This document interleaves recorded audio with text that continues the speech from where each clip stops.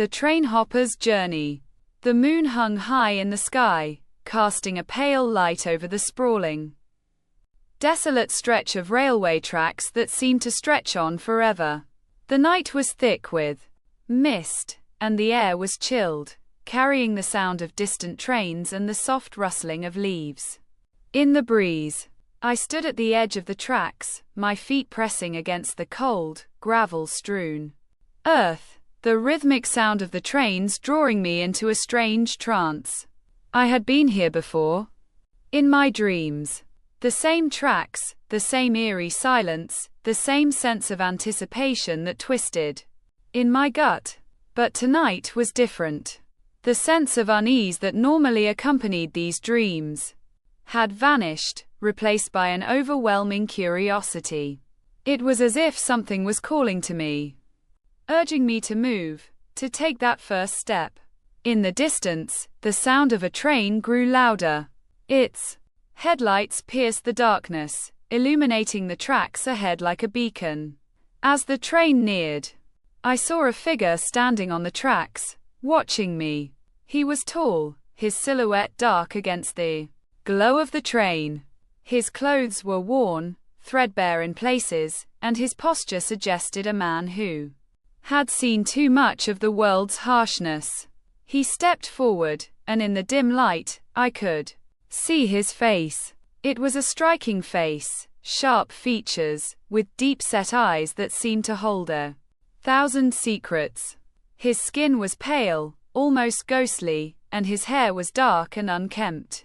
There was something about him that was magnetic, something that drew me to him, even though I had never met him before. Or had I? I felt a flash of recognition, a memory, half-formed. I had seen him before, in a dream. But the memory was fleeting, slipping away like sand through my fingers. He moved quickly, effortlessly, and in one fluid motion, leaped onto the moving train. The train surged past me, its lights blinding for a moment before it disappeared into the mist. I stood there, frozen, my mind racing. Who was this man? Why did he feel so familiar? Before I could even process my thoughts, I saw him again, standing on the roof of the next train. His dark eyes met mine, and without a word, he raised his hand, gesturing for me to follow. I hesitated. The trains were coming fast now, faster than anything I had ever seen. Jumping from one to the next was impossible, dangerous.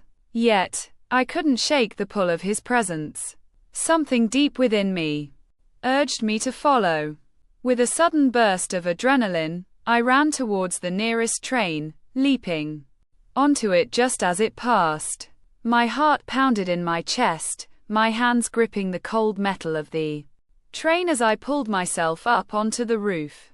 The wind whipped through my hair, and I felt the thrill of the jump, the rush of fear and excitement flooding my veins. But I wasn't alone. The man, the trainhopper, as I would later call him, was already ahead of me, standing confidently on the next train, looking back at me with a wry smile, as if daring me to keep up. I followed him, leaping from train to train, my body moving on pure instinct. The trains seemed to multiply, each one faster than the last, the sound of their wheels grinding against the tracks filling my ears. The night stretched on, each moment blurring into the next as I chased the mysterious man. It was then that I saw her. A woman, large and imposing, with a presence that seemed to fill the space around her. She stood on one of the trains, her body pressed against the side of the car, her gown flowing in the wind like a dark cloud. Her face was obscured by the shadows, but I could sense her connection to the man. She was not just another passenger, she was with him. He reached her, and in one swift motion, he climbed up to her side. She smiled, a knowing smile, and placed her hand on his chest, pressing herself against him. It was an intimate moment, the kind that spoke of familiarity and shared history. For a brief second, I wondered if they were lovers. But before I could think further, I noticed something strange. The man's posture shifted, his expression darkening. He muttered something under his breath, something I couldn't hear, but it was clear that something was bothering him. The woman, sensing his discomfort, looked down at him with a mixture of amusement and concern. And then, without warning, he farted. Loudly, unmistakably. The sound echoed in the night, cutting through the silence like a thunderclap. "This is to get your shit off me," he said, his voice rough, though there was a hint of humor in his words. The woman didn't flinch, didn't react in disgust. Instead, she laughed softly, as if this was an everyday occurrence. I was taken aback, not expecting this strange moment to unfold. The Trainhopper, this enigmatic figure who had seemed so mysterious and untouchable, was now reduced to something raw and human. And yet, it was oddly freeing to witness. There was no pretense, no facade, just the rawness of life, of intimacy, of the unspoken connection between these two people. The woman smiled again, and without a word, she knelt down, her large hands reaching for his feet. She began to wash them, scrubbing away something I couldn't see, but I understood what it meant. It was a ritual of cleansing, of removing the invisible burdens that clung to him, the metaphorical and shit and that weighed him down. She worked with a quiet determination, her actions speaking volumes more than words ever could. I stood there, unsure of what to do, my mind racing. The trains continued to speed by, their lights flashing like stars in the night sky.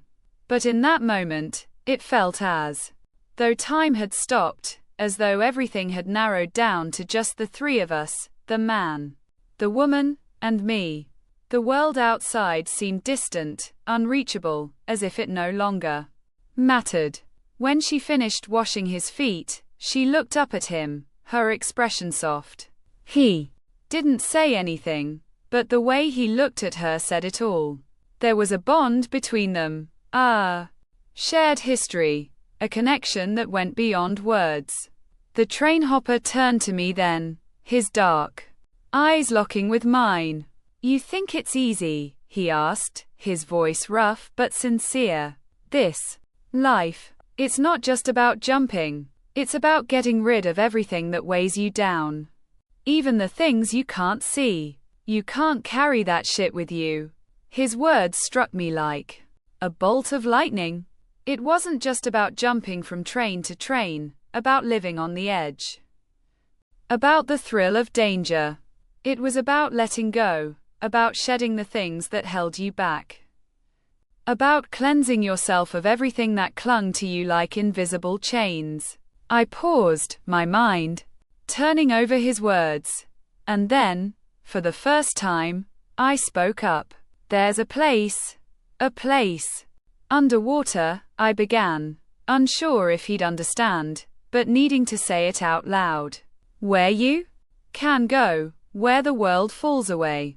You can catch fish, dive deep, and leave everything behind. It's a place of calm, of escape, far from the noise of these trains." His gaze didn't waver, and for a moment, it felt like he was listening to something deeper in me. "And underwater, you say, and he replied slowly, as if mulling the idea over. "And a place where things can be still, where I don't have to keep running, and I nodded. "And yes, the fish, the water, the weightlessness of it all.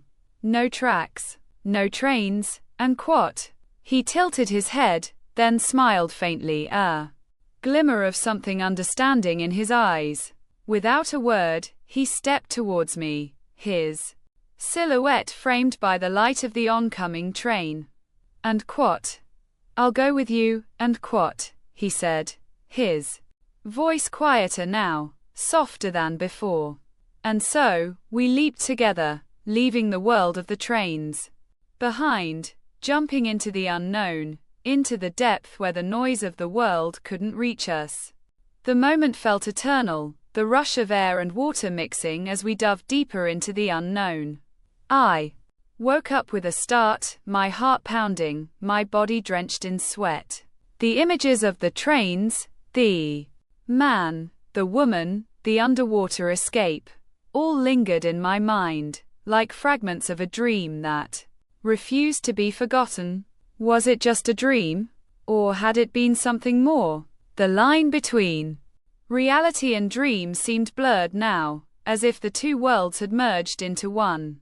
The Trainhopper's journey wasn't over yet. And neither was mine.